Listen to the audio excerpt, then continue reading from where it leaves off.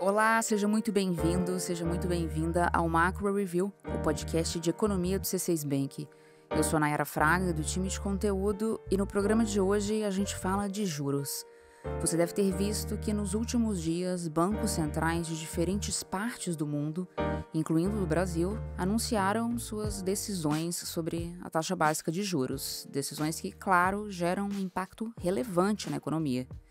Nos Estados Unidos, os juros subiram pela 9ª vez consecutiva. No Reino Unido, assim como ocorreu na zona do euro uma semana antes, houve acréscimo nos juros. E no Brasil, a Selic, que já estava elevada, ficou estacionada no mesmo patamar. Como interpretar todas essas decisões? Por que será que o Banco Central americano e as autoridades europeias não apontaram para uma redução dos juros, dada a turbulência no setor financeiro? E por que manter a Selic em 13,75%? É o que você vai entender no programa de hoje, que tem ainda a participação da Gabriela Santos, do JP Morgan Asset Management. Ela fala sobre os movimentos nos mercados globais nos últimos dias. Hoje é 27 de março de 2023. Vamos nessa?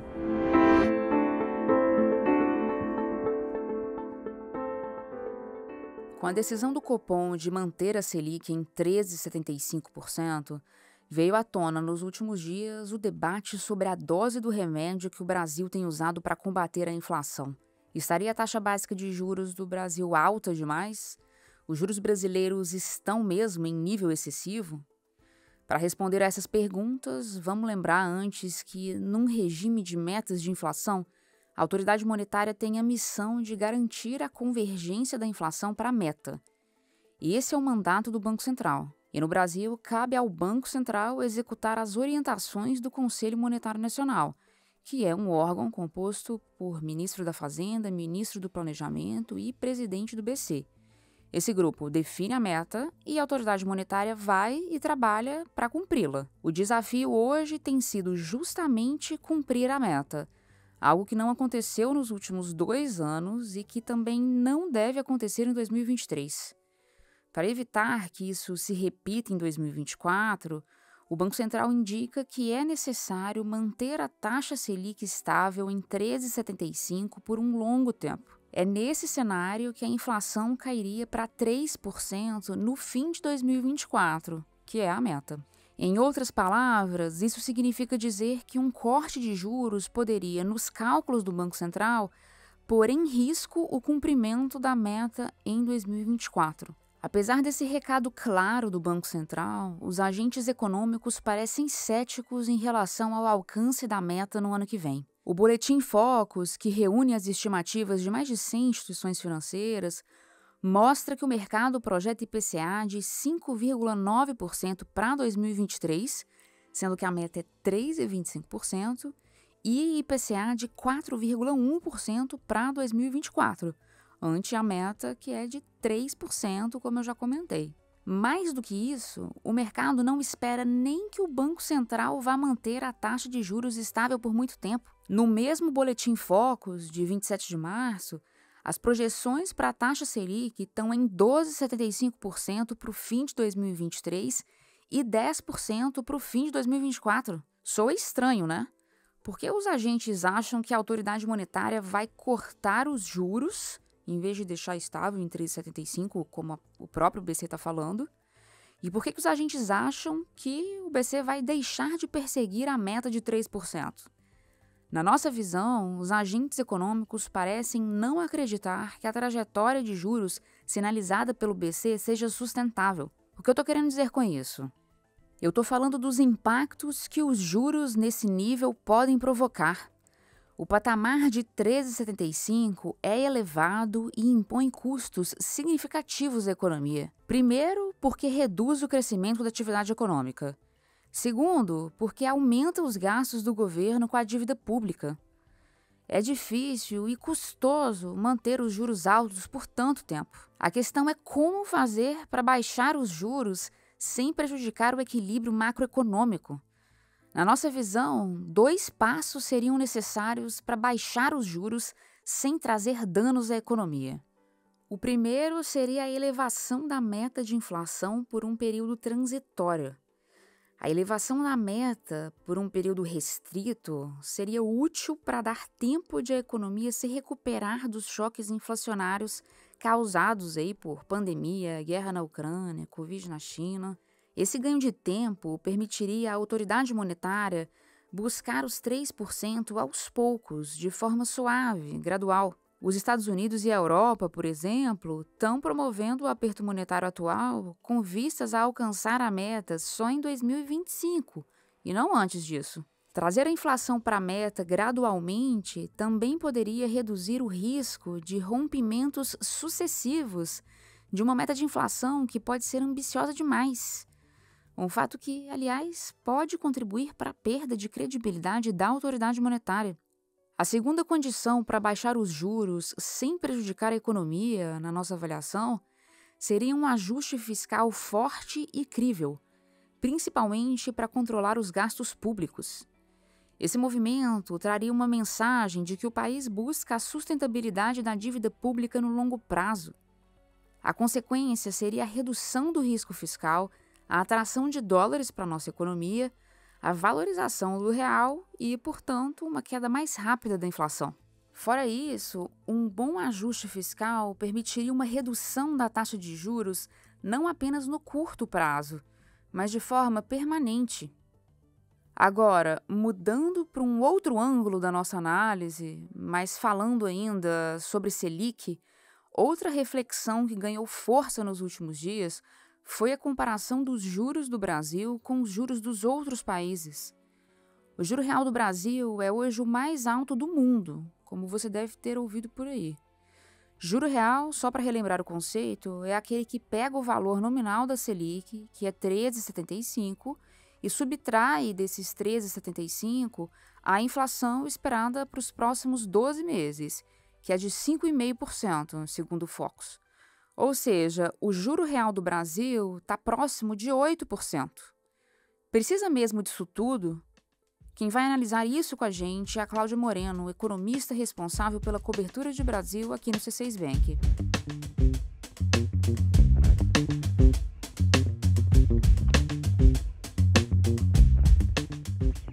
Nayara, não dá para negar que 8% de juro real é um juro muito alto se a gente comparar com outros países. México e Chile, por exemplo, têm juros reais perto de 6%. Também é um nível alto, mas não tanto quanto o nosso. E por que essa liderança mundial no ranking do juro real? Bom, existem vários motivos para isso. Primeiro, vamos pensar que mesmo em condições normais, os nossos juros são mais altos do que os de outras economias. Uma das razões que justificam isso é o nível do gasto público no Brasil, que é muito elevado. O governo brasileiro gasta muito, e não é de hoje. Faz muitas décadas que é assim.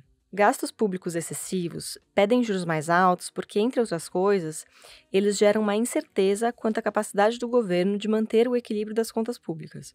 O investidor recebe isso de forma negativa e leva os dólares dele para outra economia.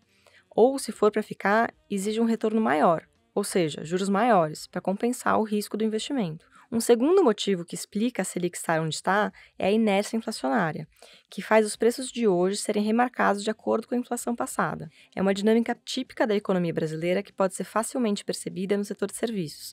Por exemplo, na escola, no dentista, na consulta médica. Isso significa que a inflação aqui costuma ser mais resiliente, demora mais para cair. Daí, a dose do remédio precisa ser maior. Então, na hora de comparar com outros países, vale pensar nas características de cada economia. As nossas, definitivamente, incluem pontos que dificultam bastante o controle dos preços. E o instrumento para controlar isso, como a gente sabe, são os juros. Agora, claro, é preciso considerar os efeitos colaterais. Como você falou, Nayara, juros muito altos levam ao baixo crescimento e aumentam o custo da dívida pública. Não é um bom cenário. O ideal seria reduzir os juros sem colocar em risco o combate à inflação. Agora a gente fala sobre a decisão de juros nos Estados Unidos.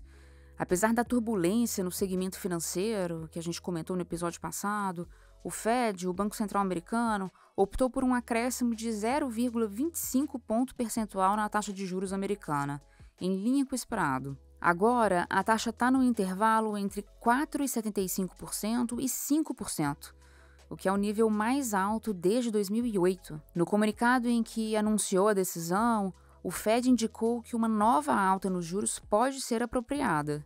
Os membros do Comitê de Política Monetária dos Estados Unidos esperam que os juros por lá cheguem ao fim do ciclo de alta em 5,1%. O que a gente tira disso tudo? Com a manutenção do aperto monetário, o Fed deixou claro que os juros são para combater a inflação e não para ajudar na estabilidade bancária, como alguns acreditavam que deveria ser feito. O Fed, na nossa avaliação, mostrou que ele dispõe de outros instrumentos para evitar o contágio no setor financeiro, como a garantia de proteção total para os depósitos dos clientes e as linhas de liquidez adicional para as instituições financeiras.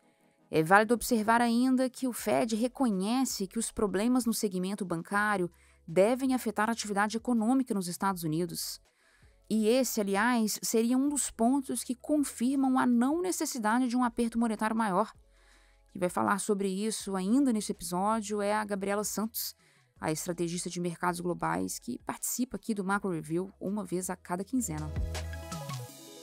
Antes da Gabriela, eu vou detalhar aqui a decisão de juros do Reino Unido. O Banco da Inglaterra elevou os juros na região em 0,25 ponto percentual nos últimos dias. A taxa básica de juros por lá está agora em 4,25%, o maior patamar desde 2008 também. O motivo do ajuste dos juros, segundo o Banco da Inglaterra, é o avanço da inflação além do esperado. No acumulado de 12 meses até fevereiro, o índice de preços ao consumidor no Reino Unido acelerou para 10,4%. E o núcleo do índice, que exclui alimentos e energia, foi para mais de 6%. Ambas as métricas tinham desacelerado em janeiro.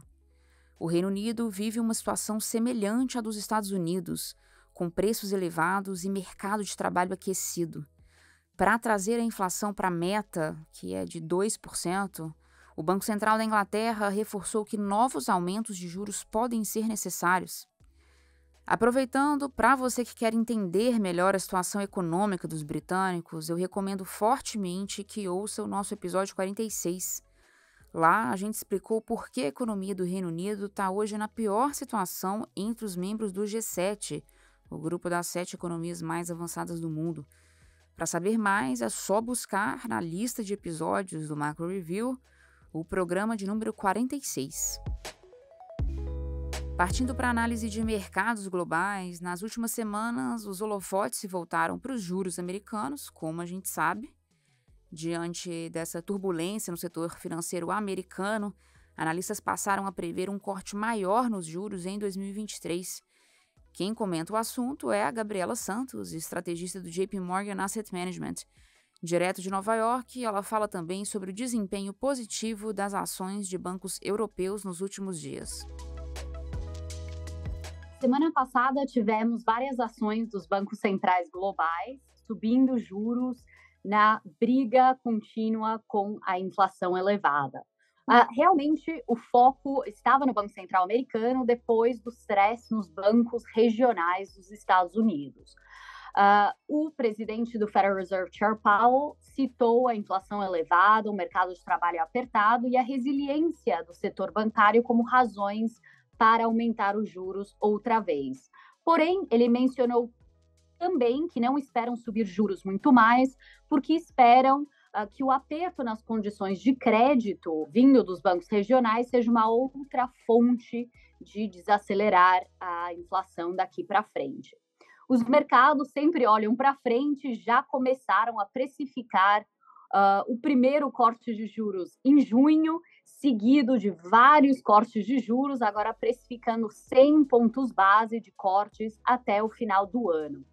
Isso, então, tem trazido os juros para baixo, ou seja, os preços para cima da renda fixa americana, gerando um retorno nas últimas 2 semanas de 3,5%. Outros bancos centrais também subiram juros, com o Banco da Inglaterra subindo 25 pontos base, o Banco Central da Suíça subindo 50. Na semana anterior, o Banco Central Europeu também subiu juros 50 pontos base. Os bancos europeus ainda têm um pouquinho mais de trabalho a fazer versus o Banco Central americano. Então, com isso, as suas moedas têm se fortalecido versus o dólar. Por fim, a atenção fora dos bancos centrais tem sido ainda na crise dos bancos regionais nos Estados Unidos e dos bancos europeus depois da compra do Credit Suisse pelo UBS. Nos bancos regionais americanos, depois de várias ações do governo americano, parece que temos visto uma estabilização da fuga de depósitos dos bancos regionais, porém a situação ainda continua bem fluida. Com isso, os preços dos bancos regionais, as suas ações, nas últimas 2 semanas têm caído quase 30%. Não vemos isso como uma crise sistêmica do setor bancário, mas algo que afeta alguns bancos específicos e que continuará afetando a rentabilidade dos bancos regionais. Na Europa, a situação do Credit Suisse tem sido vista como algo bem específico desse banco, que não era mais um banco que gerava um bom rendimento. Outros bancos europeus, numa condição muito melhor em termos de liquidez, capital e geração de lucro. Com isso, outros bancos europeus, na verdade, têm subido nas últimas semanas, 4%, porém a situação também continua fluida nos bancos europeus.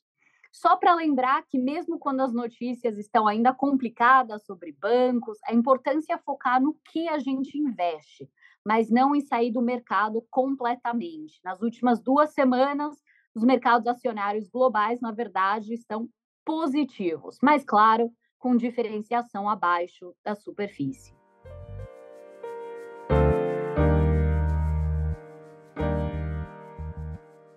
Hora da nossa agenda. Eu compartilho agora os principais eventos econômicos que nossa equipe acompanha nos próximos dias. Na terça-feira, 28 de março, sai a ata da reunião do Copom, documento em que o Banco Central dá mais detalhes sobre o que levou a autoridade monetária a manter a Selic em 13,75. Na quinta-feira, dia 30, o IBGE divulga a produção industrial brasileira do mês de janeiro. A gente projeta contração no volume de itens produzidos pelas fábricas no Brasil. Também na quinta-feira, o Banco Central do Brasil divulga o relatório trimestral de inflação, que apresenta as diretrizes das políticas adotadas pelo Copom, as projeções para a inflação, entre outros pontos. Na sexta-feira, 31 de março, sai o resultado do setor público consolidado, que reúne as contas de governo central, estados, municípios e estatais. Nossos cálculos indicam que as contas públicas brasileiras tiveram resultado negativo em fevereiro. Também na sexta-feira, o IBGE divulga a taxa de desemprego do Brasil de fevereiro. O desemprego em território brasileiro deve ficar em 8,9%, segundo as nossas projeções, o que seria a menor taxa para o mês desde 2015. Por último, ainda na sexta-feira, sai o Índice de Preços de Gastos com Consumo nos Estados Unidos, o PCI. A expectativa é que o núcleo do índice mostre desaceleração, em linha com o menor crescimento da economia americana. Bom, é isso, chegamos ao fim do episódio de hoje. Muito obrigada a você que ficou comigo até aqui. Quem faz parte da equipe econômica do C6 Bank são o Felipe Salles, a Cláudia Moreno, a Cláudia Rodrigues, o Eliezer Jacob e o Felipe Mack. A produção e o roteiro são desse time todo, junto com Nayara Fraga e Malena Oliveira. A edição de som é da Thaís Andréa. A divulgação nas redes sociais é de Karina Campos, David Romay e Sara Santana. Lembrando que o Macro Review é um podcast semanal. Você pode ouvir a gente no canal do C6 Bank no YouTube ou na sua plataforma favorita de podcasts. A gente está no Spotify, na Apple Podcasts, no Deezer, no Pocket Casts e no Google Podcasts. Uma boa semana para você e até a próxima!